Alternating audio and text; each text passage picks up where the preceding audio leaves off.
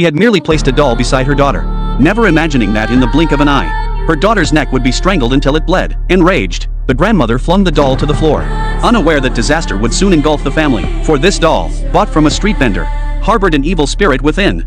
5 years passed in a flash. Yoshi's daughter grew into a young child. Everyone had forgotten about the eerie doll in the closet, but one day, a marble rolled into the junk room, and the doll was brought out again by her daughter. Strangely, the doll's hair had been short 5 years ago, yet now it had grown long and thick. Even more terrifying, its fingernails had grown significantly longer. Seeing her daughter playing so happily, Yoshi didn't think much of it, but unexpectedly, after that, her daughter seemed possessed. She carried that doll everywhere she went. Yoshi was utterly helpless. That night, as Yoshi slept, a figure slowly entered the room. Without a word, it crawled into Yoshi's bed. This startled Yoshi greatly. Afterward, she sensed something sinister about the doll, to prevent further scares.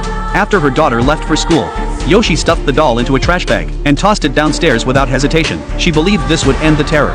But no sooner had she returned home than a knock sounded at the door. Puzzled, Yoshi went to investigate and discovered the doll had somehow returned. Furious, she began smashing it without a word, but after exhausting herself, she discovered the doll had somehow ended up on her daughter's bed. Only then did Yoshi realize she had been beating her own child. This revelation left Yoshi utterly paralyzed with fear. Fortunately, it had all been a nightmare. Yet the familiar knocking sounded again the next moment. Confused, she opened the door to investigate, only to find the doll truly back at her doorstep. It turned out Yoshi hadn't sorted her trash properly, so the sanitation workers had returned it. Seeing the workers still handling garbage, Yoshi rushed over and handed them the doll. She thought this would finally keep it away for good, but barely 10 minutes later, a piercing siren wailed from downstairs. Instantly, Yoshi sensed something was terribly wrong. Sure enough, when she rushed out onto the street, she saw a sanitation truck had malfunctioned, trapping a worker's leg inside. Just as Yoshi was too terrified to look up, her daughter emerged from behind the curtain, clutching the doll. It seemed she could never escape the sinister doll. The next day, her daughter suddenly insisted on playing hide and seek.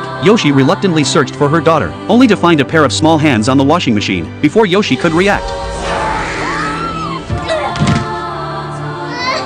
fortunately, her daughter only suffered minor scrapes. Seeing this, her husband urged Yoshi to get checked too. The results revealed Yoshi had severe depression. Her husband suggested hospitalization, but Yoshi had one demand: that the doll be disposed of immediately. She believed all the strange occurrences were connected to the doll. Her husband called a nearby temple, intending to have the doll burned there, but the temple stated their monthly offering quota was full, and burning it would have to wait until next month. However, after her husband sent a photo of the doll, the temple called back immediately, urging him to bring the doll immediately. This sudden reversal made him sense something was amiss. He tried searching the name on the doll's packaging, and was astonished to discover it was crafted by a renowned ancient artisan. The artisan had made the doll to commemorate his deceased daughter. Meanwhile, the grandmother was putting her granddaughter to sleep. Seeing the child had fallen asleep, she went to the living room to get a drink of water, but after taking just one sip, she noticed the water smelled